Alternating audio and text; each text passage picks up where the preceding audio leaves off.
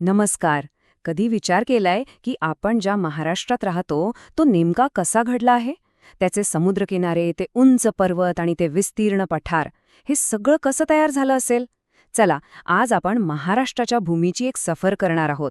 पश्चिमेकडच्या समुद्रापासून ते थेट पूर्वेकडील मैदानांपर्यंतचा हा प्रवास आपल्याला दाखवून देईल की ह्या प्राकृतिक रचनेने महाराष्ट्राला त्याचं अनोखं रूप कसं दिलं आहे. आता हे चित्र बघा. हा आहे आपल्या आजच्या प्रवासाचा जणू काही मास्टर प्लॅनच. डावीकडे दिसतोय तो अरबी समुद्र, मग मध्ये उभी आहे सह्याद्रीची एक अभेद्य भिंत आणि त्याच्या उजवीकडे पसरलेला आहे एक विशाल पठार.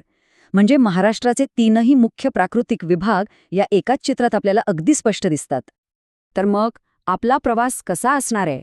हे आहेत आपल्या सफरीचे महत्त्वाचे थांबे. आपण महाराष्ट्राच्या प्राकृतिक रचनेच्या प्रत्येक महत्त्वाच्या पैलूला भेट देणार आहोत, पश्चिमेकडील किनाऱ्यापासून सुरू करून ते थेट पूर्वेकडील मैदानांपर्यंत. तर मुद्दा हा आहे की महाराष्ट्राची जी प्राकृतिक रचना आहे ना, ती मुख्यत्वे या 3 वेगवेगळ्या प्रदेशांनी बनलेली आहे. आणि याच 3 विभागांमुळे महाराष्ट्राला त्याचं खास वैशिष्ट्यपूर्ण स्वरूप मिळालं आहे. आपल्या प्रवासाची सुरुवात होतीये ती पश्चिमेकडच्या कोकण किनारपट्टीपासून. समुद्राला लागून असलेला हा एक सखल आणि तसा चिंचोळा प्रदेश आहे. याला आपण महाराष्ट्राचं प्रवेशद्वारच म्हणू शकतो. यानंतर येतो तो दुसरा भाग, म्हणजे सह्याद्री पर्वत.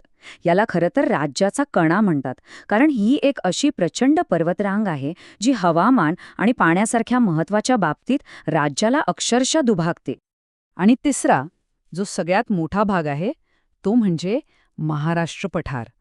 हा दख्खनच्या पठाराचाच एक भाग आहे आणि राज्याचा बहुतेक भूभाग याच पठाराने व्यापलेला आहे. ठीक आहे. तर आपला पहिला थांबा आहे कोकण किनारपट्टी, राज्याच्या अगदी पश्चिम टोकावरचा हा प्रदेश. या नकाशात कोकणाचं स्थान अगदी स्पष्ट दिसते, नाही का? एका बाजूला अथांग अरबी समुद्र आणि दुसऱ्या बाजूला सह्याद्रीची जणू काही एक भिंतच उभी आहे. आणि या दोन्हींच्या मध्ये जी चिंचोळी पट्टी आहे, तोच आपला कोकण. सोयीसाठी त्याची विभागणी उत्तर, मध्य आणि दक्षिण कोकण अशीही केली जाते. आणि ही किनारपट्टी किती लांब आहे माहितीये? तब्बल 720 किलोमीटर. विचार करा, केवढी मोठी लांबी आहे ही.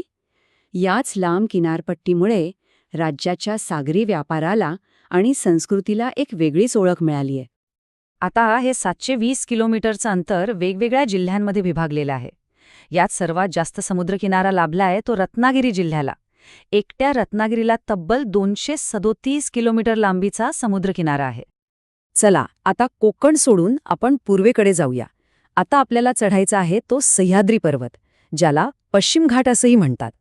ही आहे महाराष्ट्राची जणू काही एक महान नैसर्गिक भिंत. आता सह्याद्रीची सगळ्यात महत्त्वाची भूमिका काय, तर तो आहे जलविभाजक. म्हणजे काय? सोप्या भाषेत सांगायचं तर इथे जे पावसाचं पाणी पडतं ना, ते अक्षरशः विभागलं जातं. काही नद्या वेगाने पश्चिमेकडे वाहून अरबी समुद्राला मिळतात, तर गोदावरी आणि कृष्णेसारख्या मोठ्या नद्या पूर्वेकडे पठारावरून आपला लांबचा प्रवास सुरू करतात. इथे बघा, या पर्वताचा दुहेरी रूप किती छान दिसतंय. एका बाजूला कळसुबाईसारखी उत्तुंग अभेद्य शिखरं, तर दुसऱ्या बाजूला आहेत घाट, म्हणजे माणसांनी याच पर्वतातून आरपार जाण्यासाठी काढलेले मार्ग. हाच तो अडथळा आणि त्यावर मानवाने शोधलेला उपाय. आणि आता आपण पोचलोय आपल्या प्रवासाच्या सर्वोच्च बिंदूवर. ही आहेत महाराष्ट्रातली काही सर्वात उंच शिखरं. आणि यातलं सगळ्यात उंच शिखर म्हणजे कळसुबाई, ज्याला महाराष्ट्राचं एव्हरेस्ट सुद्धा म्हटलं जातं. त्याची उंची आहे तब्बल 1646 मीटर. सह्याद्रीची ही उंच शिखरं ओलांडली की आपण येतो एका विस्तीर्ण प्रदेशात.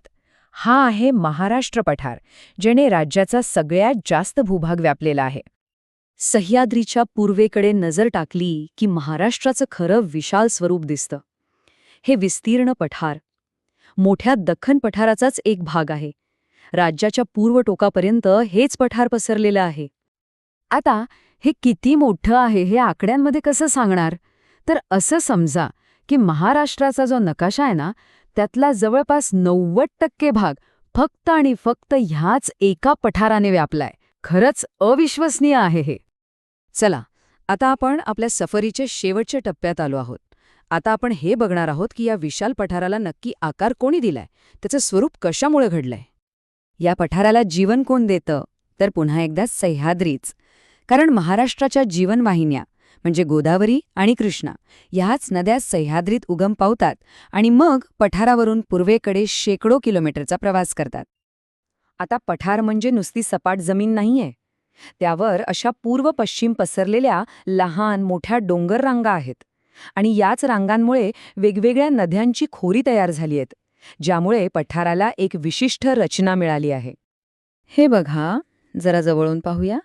उदाहरणार्थ सातारा आणि सोलापूर जिल्ह्यांमध्ये शंभू महादेव रांगेचे फाटे कसे पसरले आहेत ते दिसते का? यामुळेच भीमा आणि नीरा नद्यांची खोरी एकमेकांपासून वेगळी झाली आहेत. आपला प्रवास पुढे नेताना आपण पुणे, अमरावती, गडचिरोलीकडे जातो आणि जसं जसं आपण पूर्वेकडे जातो तसतसं या डोंगर रांगांची उंची कमी होते आणि त्या अधिक विखुरलेल्या दिसतात. यामुळे नद्यांना मोठी सपाट मैदाने तयार करायला भरपूर जागा मिळते. आणि अखेर आपली सफर आपण राज्याच्या अगदी पूर्वेकडच्या भागात संपवत आहोत. हा प्रदेश ओळखला जातो तो वैनगंगेसारख्या नद्यांनी तयार केलेल्या सुपीक मैदानांसाठी आणि त्यांच्या विस्तीर्ण खोऱ्यांसाठी. तर कोकणापासून विदर्भापर्यंतचा आपला हा भौगोलिक प्रवास इथे संपतोय. पण एक विचार मनात येतोच. कोकणातली बंदरं, सह्याद्रीतले किल्ले, पठारावरची शेती या सगळ्यावर इथल्या भूगोलाचा किती खोलवर आणि कसा परिणाम झाला असेल, नाही का? विचार करण्यासारखा प्रश्न आहे.